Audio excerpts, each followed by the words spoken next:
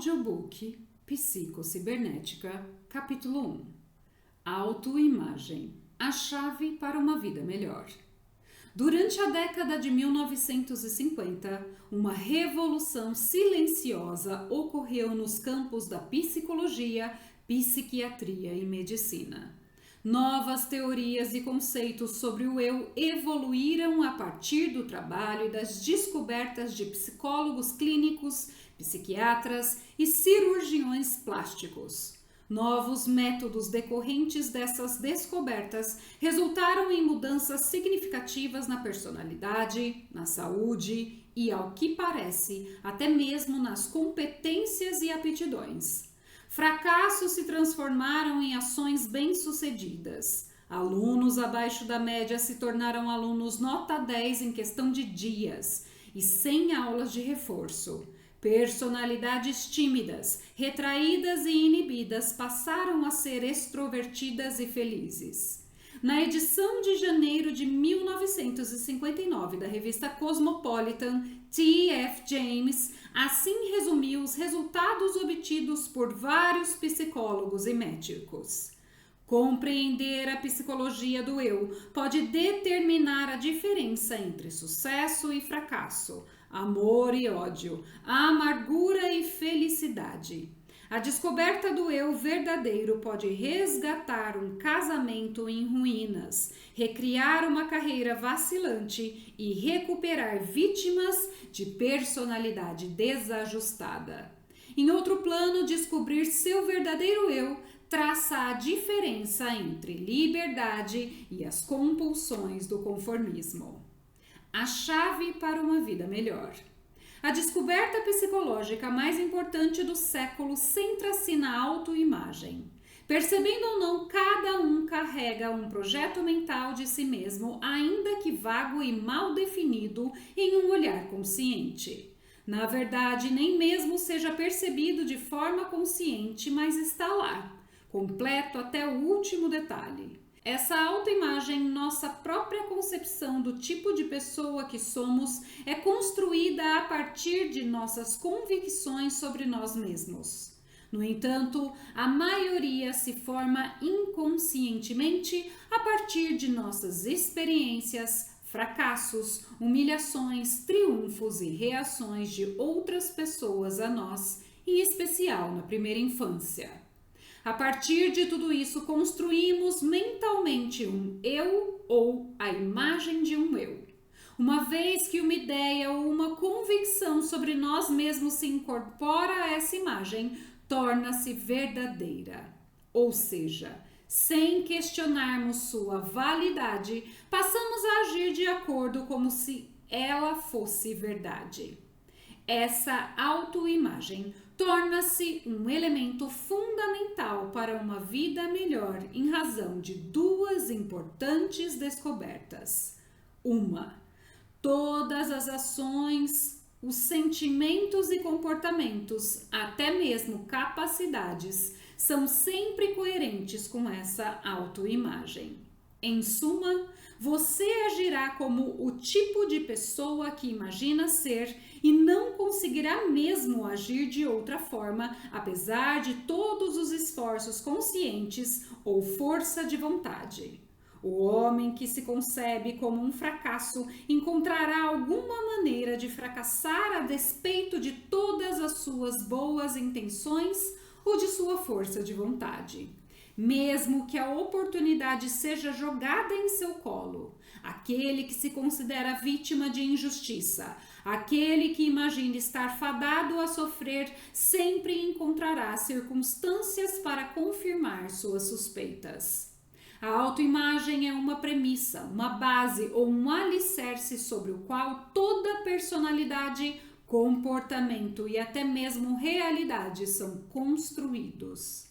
É por isso que nossas experiências parecem confirmar e assim fortalecer nossa autoimagem, desencadeando um ciclo vicioso ou virtuoso. Por exemplo, um estudante que se vê abaixo da média ou que é péssimo em matemática invariavelmente constatará isso nas avaliações escolares. e então terá a prova de sua baixa capacidade. Uma jovem cuja autoimagem é do tipo de pessoa de quem ninguém gosta vai descobrir que os colegas a evitam na festa da escola. Ela provoca a rejeição por meio de expressão facial aflita, jeito envergonhado, ansiedade excessiva por agradar ou talvez pela hostilidade inconsciente para com quem acredita que a afrontará. Faz de tudo para afastar aqueles que poderia atrair. Da mesma forma, um vendedor ou um empresário descobrirá que suas experiências reais tendem a provar que sua autoimagem é correta. Por causa dessa confirmação, raramente ocorre a alguém que seu problema está em sua autoimagem ou em sua avaliação de si mesmo. Diga ao estudante que ele apenas pensa que não pode dominar álgebra e ele questionará sua sanidade. Já tentou e tentou, mas as avaliações escolares ainda corroboram sua história. Diga ao vendedor que é apenas uma ideia o fato de que ele não pode ganhar mais do que um certo valor e ele usará sua lista de pedidos para provar que você está errado. Sabe muito bem o quanto já tentou e falhou. No entanto, como ainda veremos, mudanças quase milagrosas ocorrem, tanto no desempenho de alunos quanto na capacidade de ganho de vendedores, quando são persuadidos a mudar sua autoimagem. A autoimagem pode ser mudada. Número 2. As histórias de numerosos casos mostraram que nunca se é jovem ou velho demais para mudar a autoimagem e, assim, começar a viver uma nova vida.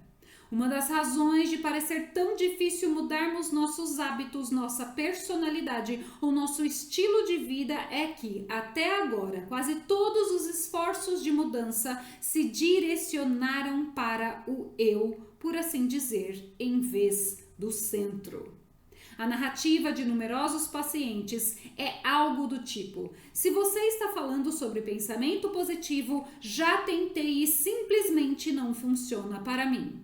No entanto, um simples questionamento revela que esses indivíduos tentaram empregá-lo em circunstâncias exteriores pontuais, em algum hábito ou desajuste de caráter específico. Vou conseguir este emprego, vou ficar mais calmo e tranquilo no futuro. Esse empreendimento vai dar certo. Mas nunca imaginaram mudar sua forma de pensar sobre o eu para alcançar tais coisas. Jesus nos advertiu sobre a insensatez de colocar um remendo de tecido novo em uma roupa velha ou de colocar vinho novo em odres velhos. O pensamento positivo não pode ser usado como um remendo ou uma muleta para a mesma velha autoimagem. Na verdade, é impossível pensarmos positivamente sobre uma situação particular enquanto mantivermos um conceito negativo do eu.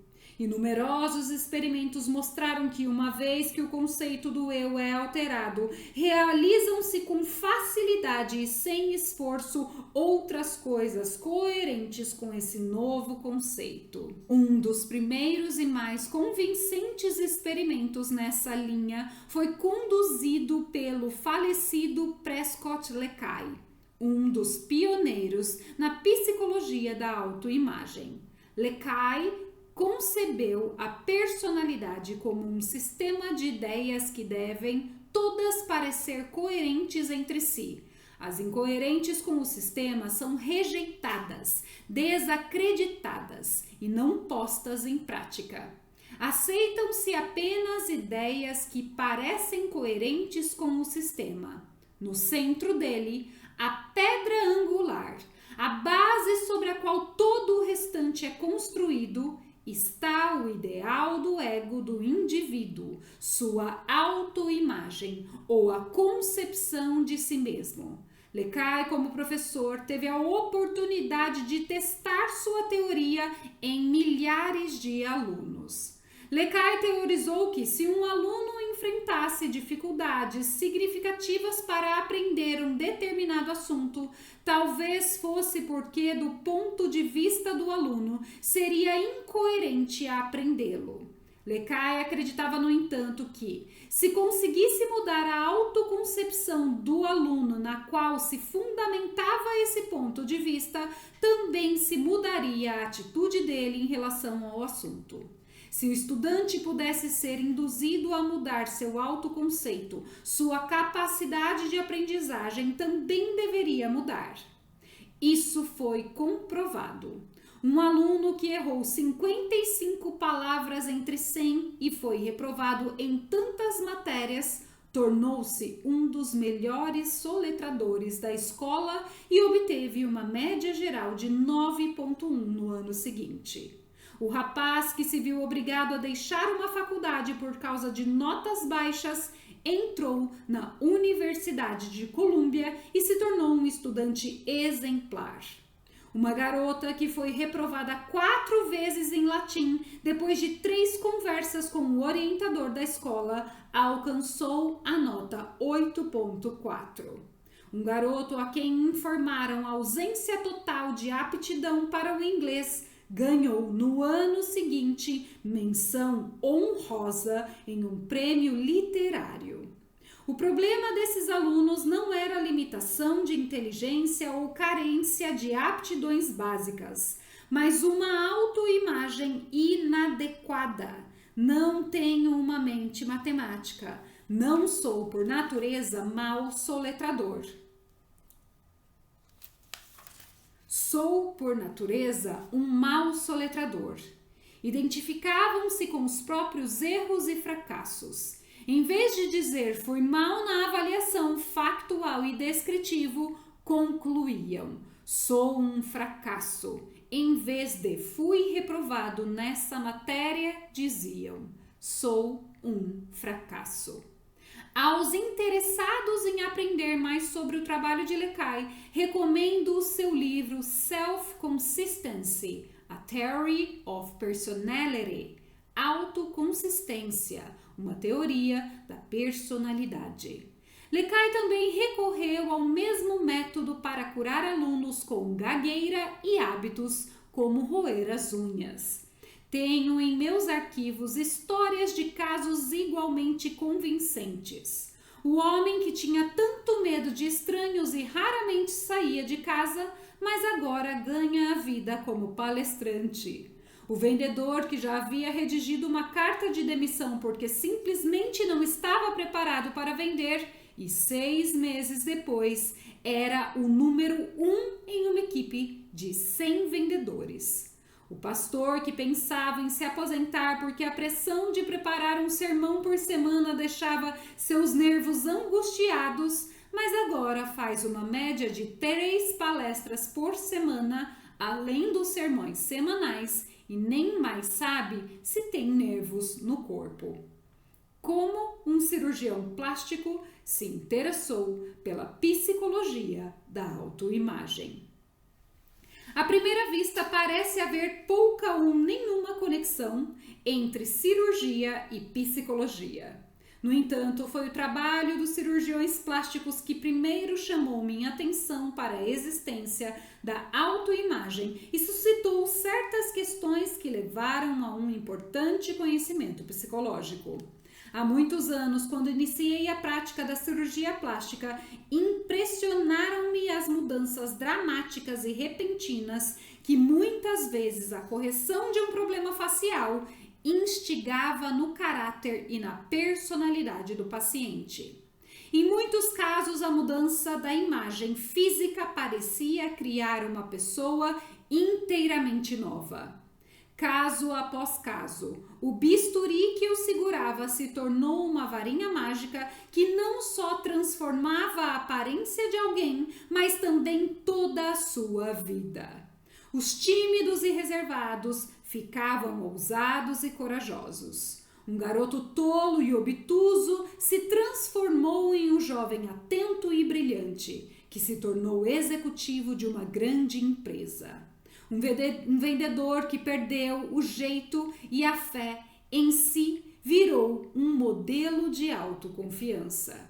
E talvez o mais surpreendente de todos tenha sido o criminoso contumaz que passou quase da noite para o dia de incorrigível, alguém que nunca demonstrou qualquer desejo de mudar, a um detento exemplar que ganhou liberdade condicional e assumiu um papel responsável na sociedade.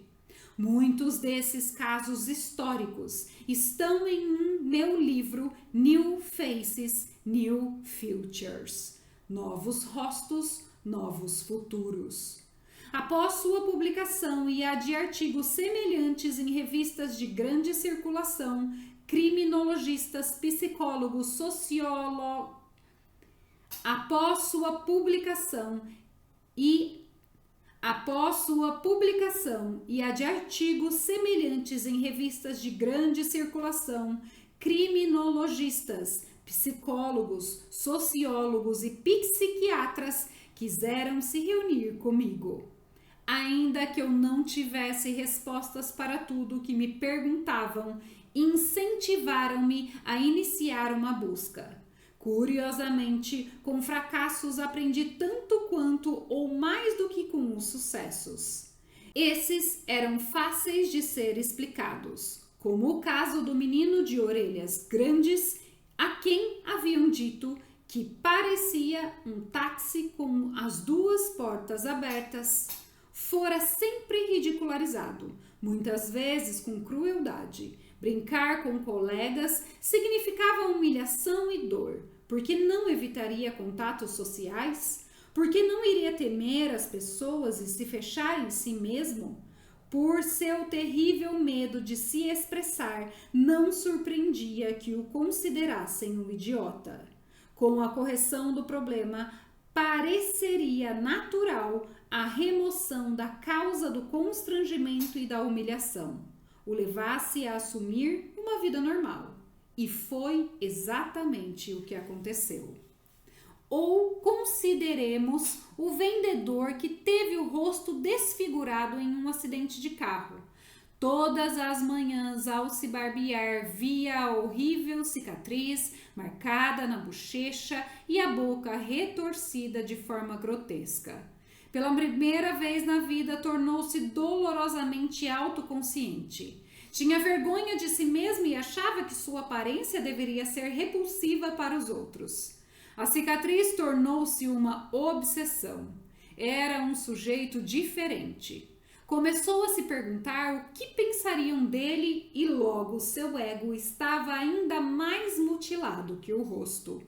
Perdia a autoconfiança, vivia amargo e hostil. Com o tempo focou-se quase que tão somente em si mesmo, assumindo como objetivo prioritário a proteção do próprio bem-estar, assim fugindo de situações humilhantes. Nesse contexto, é fácil entender como a correção do estrago facial e a restauração de um rosto comum mudariam da noite para o dia toda a atitude e perspectiva desse homem, bem como seus sentimentos sobre si, e resultariam em sucesso no trabalho. Mas, e quando não houve mudanças? Como na duquesa, que viveu tímida e constrangida por causa de um tremendo calombo no nariz? Embora a cirurgia lhe tenha proporcionado um nariz clássico e um rosto harmonioso, continuava no papel de patinho feio. A irmã indesejada, que nunca conseguia olhar outro ser humano nos olhos. Se o bisturi era mágico, por que não funcionou na duquesa? Ou, o que dizer de todos os outros que, apesar dos rostos transformados, mantiveram a mesma velha personalidade? Ou como explicar a reação de pessoas que insistem na ideia de que a cirurgia não lhes afetou a aparência? Todo cirurgião plástico já passou por essa experiência e provavelmente se sentiu tão perplexo quanto eu. Não importa quão drástica seja a mudança física, alguns pacientes insistem em dizer: Eu pareço o mesmo de antes. Você não fez nada. Podem ficar quase irreconhecíveis para os amigos e até para a família, todos empolgados com a beleza recém-adquirida, mas eles próprios insistem que vem apenas uma ligeira ou nenhuma mudança. Comparação por meio de fotografias de antes e depois, além de não ajudar muito, talvez desperte um clima de hostilidade. Por alguma estranha alquimia mental, o paciente racionaliza. Claro, posso ver que o calombo não está mais aqui, mas meu nariz ainda parece o mesmo. Ou a cicatriz pode não estar mais aparecendo, mas ela ainda está aqui. Cicatrizes que trazem orgulho em vez de constrangimento. Todas as cicatrizes ou desfigurações resultavam em vergonha e humilhação. Quando ainda era estudante de medicina na Alemanha, vi um aluno orgulhosamente ostentando a sua cicatriz de sabre, da mesma forma que um americano usaria a medalha de honra. Para os duelistas, a elite da sociedade universitária, uma cicatriz facial era um emblema comprobatório que implicava boa reputação. A aquisição de uma cicatriz horrenda na bochecha tinha o mesmo efeito psicológico que a remoção da cicatriz da bochecha do meu paciente vendedor. Na velha New Orleans, um negro usava um tapa-olho com o mesmo objetivo. Então, comecei a entender que um instrumento cortante não tinha poderes mágicos. Poderia ser usado em uma pessoa para infligir uma cicatriz e em outra para eliminá-la como os mesmos resultados psicológicos. O mistério da feiura imaginária. Para uma pessoa desfavorecida por uma genuína disformidade congênita ou por ser o resultado de um acidente, a cirurgia plástica pode, de fato, parecer mágica. Com base nesses casos, seria fácil teorizar que a remoção dos defeitos físicos por meio de cirurgia plástica seria a cura para todas as neuroses, infelicidades, fracassos, medos, ansiedades e falta de autoconfiança.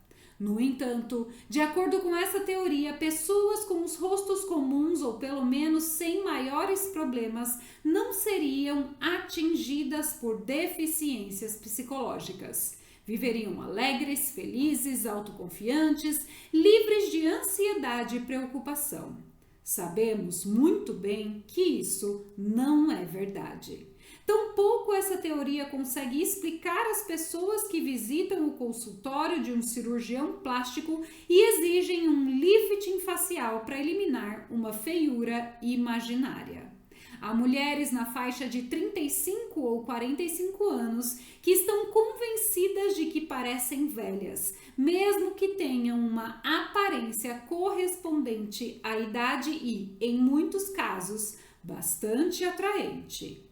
Algumas jovens se convencem de que são feias apenas porque as dimensões da boca, do nariz ou dos seios não se assemelham às das estrelas de cinema. Há homens que acreditam ter orelhas muito grandes ou narizes desproporcionais. Um cirurgião plástico ético nem sequer consideraria operá-los, mas infelizmente os charlatões ou os chamados médicos de plástica estética, que nenhuma associação médica admite como membros, não têm tais escrúpulos. Essa feiura imaginária é muito comum. Uma pesquisa com universitários mostrou que 90% estavam insatisfeitos com a sua aparência.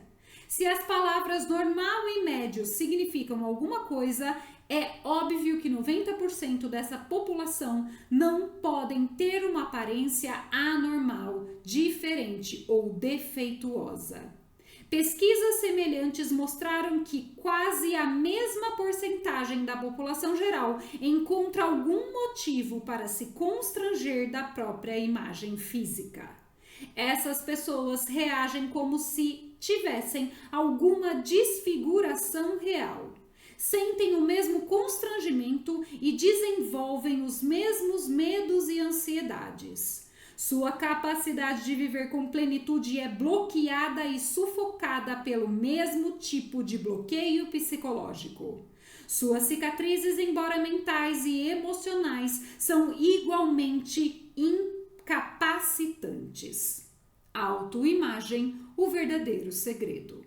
A descoberta da autoimagem explica todas as aparentes discrepâncias que discutimos. É o denominador comum, o fator determinante em todas as histórias de casos, os fracassos e os sucessos. O segredo é este: para realmente viver, isto é, encontrar uma vida minimamente satisfatória, precisamos conquistar uma autoimagem adequada e realista com a qual possamos viver. Devemos achar nosso eu aceitável, ter uma autoestima saudável, um eu em que confiemos e acreditemos, o qual não nos cause vergonha de ser, que nos permita liberdade de expressão criativa, um eu que corresponda à realidade e assim funcione em um mundo real. Conheça a si mesmo, seus pontos fortes e suas fraquezas, e seja honesto consigo em relação a ambos. Sua autoimagem deve ser uma representação razoável de você, nem mais, nem menos do que de fato é. Quando essa autoimagem está íntegra e segura, você se sente bem. Quando está comprometida, sente-se ansioso e inseguro.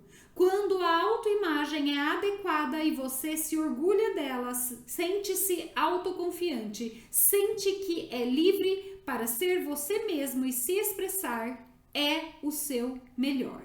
Quando é objeto de vergonha, você tenta escondê-la em vez de expressá-la. A expressão criativa é bloqueada. Você se torna hostil e difícil de conviver. Se uma cicatriz facial aprimora a autoimagem, como no caso do duelista alemão, a autoestima e a autoconfiança se fortalecem.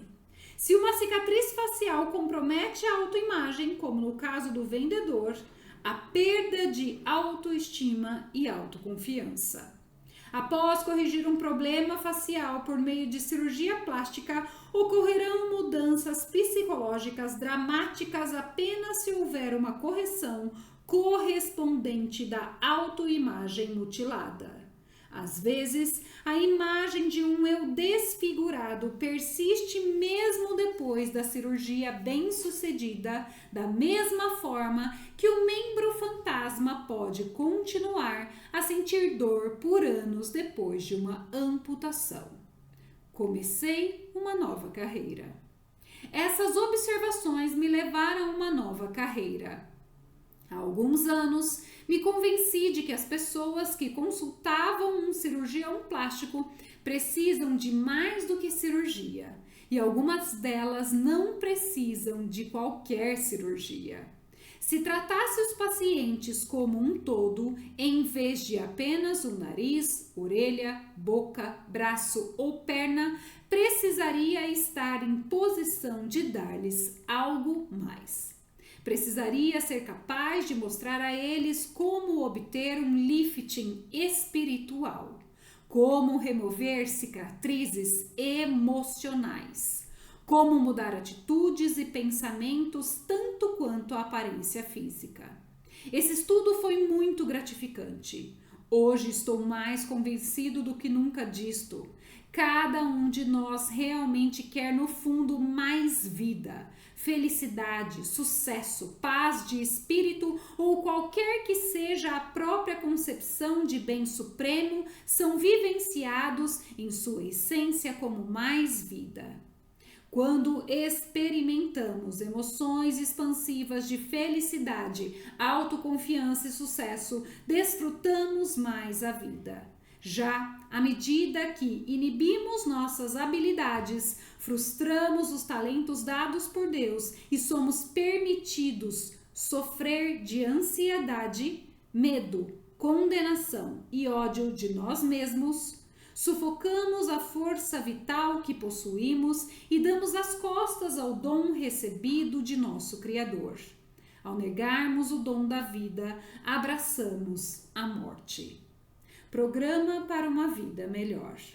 Na minha opinião, durante os últimos 30 anos, a psicologia tornou-se muito pessimista em relação ao homem e sua potencialidade para mudança e grandeza. Uma vez que os psicólogos e psiquiatras lidam com as chamadas pessoas anormais, a literatura se ocupa quase exclusivamente das anormalidades do homem e suas tendências à autodestruição. Temo que muitas pessoas tenham lido tanto sobre esses assuntos que passaram a considerar ódio, instinto destrutivo, culpa, autocondenação e todos os outros aspectos negativos como um comportamento humano normal.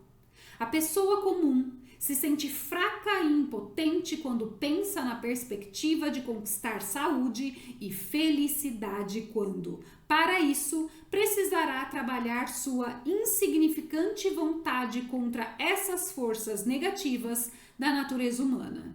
Se esse fosse um retrato verdadeiro da natureza e da condição humana, o autoaperfeiçoamento seria inútil. No entanto, as experiências de meus muitos pacientes confirmaram que não precisamos fazer o trabalho sozinhos. Existe dentro de cada um de nós um instinto de autopreservação que sempre busca a saúde, a felicidade e tudo o que contribui para mais vida.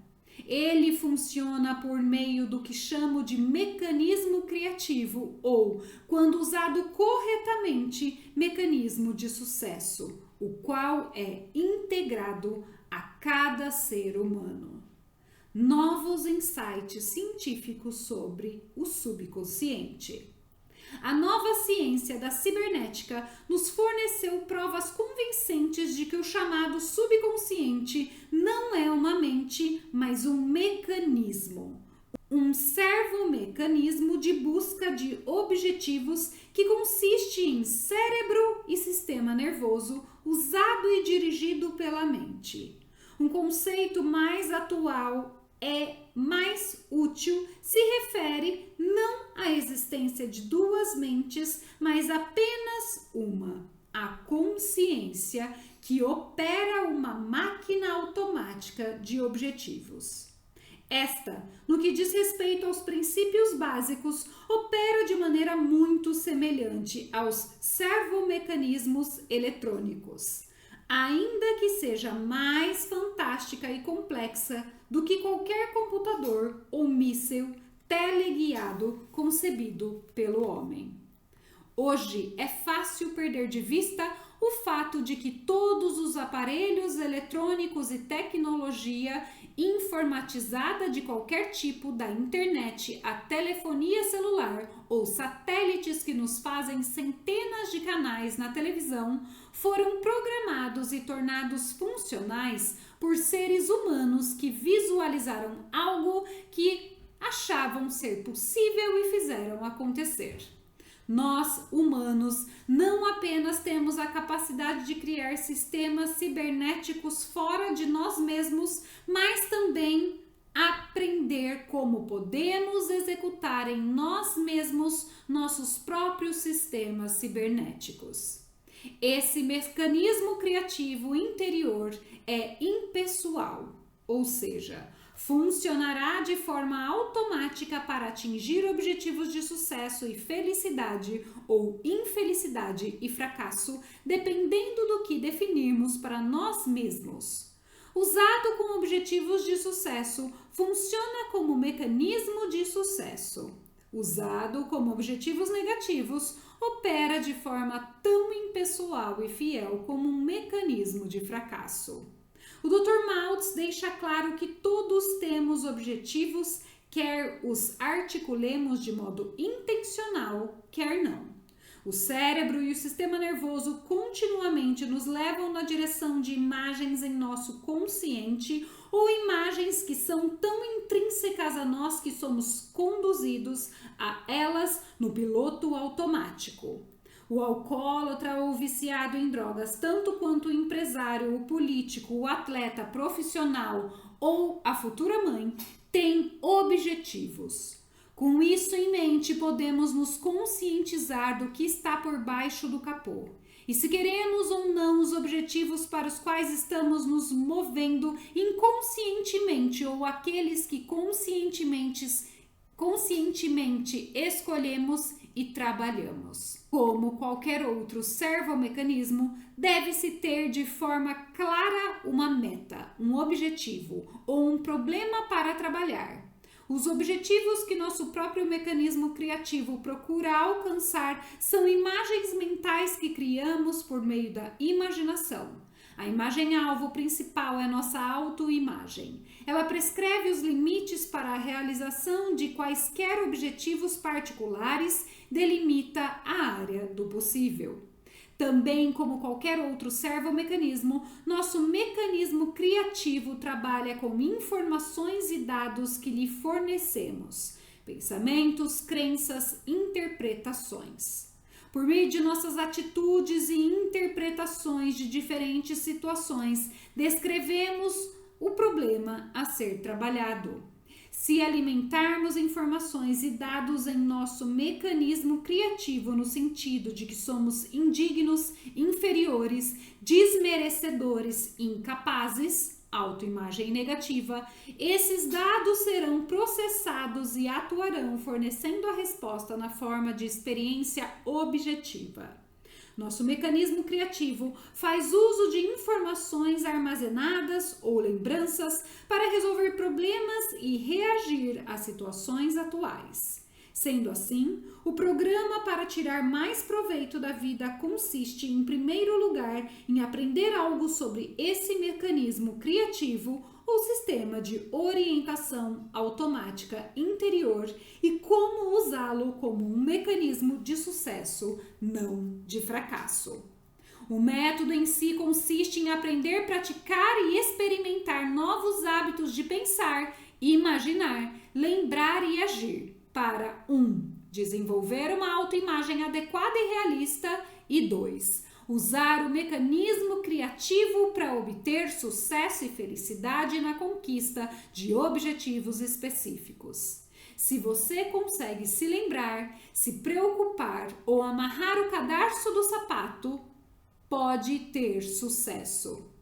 Como você verá mais adiante, o método a ser usado implica imaginação mental criativa, vivência criativa por meio da imaginação e formação de novos padrões de reação automática agindo e pressupondo agir. Costumo dizer aos meus pacientes, se consegue se lembrar, se preocupar ou amarrar o cadarço do sapato, não terá problemas para colocar em prática esse método. As coisas a fazer são simples, mas devem ser praticadas e experimentadas. Visualizar, imaginação mental criativa, não é mais difícil do que se faz ao lembrar uma cena do passado ou se preocupar com o futuro. Praticar novos padrões de ação não é mais difícil do que decidir, então vamos amarrar os cadarços de uma maneira nova e diferente, todas as manhãs, em vez de continuar a amarrá-los da maneira habitual, sem pensar ou decidir. As palavras do Dr. Maltz são o elemento primordial para entender como é fácil obter resultados usando a psicocibernética, desde que se permita acreditar que basta uma vitória que pareça pouco significativa, aprender a amarrar o cadarço do sapato ou escrever seu nome pela primeira vez para reverter o curso da negatividade em sua vida, para direcionar seu servomecanismo para o sucesso. É preciso apenas uma experiência que o faça se sentir bem consigo mesmo. Lembrar e usar essa simples realização será fundamental para aprimorar sua autoimagem. Não é necessária uma experiência de expressivo sucesso para melhorar sua autoimagem. Não é necessária uma experiência que seja um espelho do que estiver tentando criar ou realizar. Basta uma experiência na qual se possa dizer: sim, estou feliz por ter aprendido esta habilidade. Sim, lembro-me do primeiro dia em que consegui fazê-la. Sim, eu estava feliz. Essa única lembrança, essa experiência positiva, não importa há quanto tempo tenha ocorrido, é tudo do que você precisa para começar a mudar o curso da sua vida no presente. Pontos-chave para relembrar. Resuma aqui os seus pontos-chave.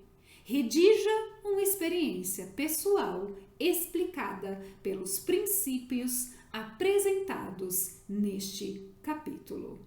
Fim do capítulo 1.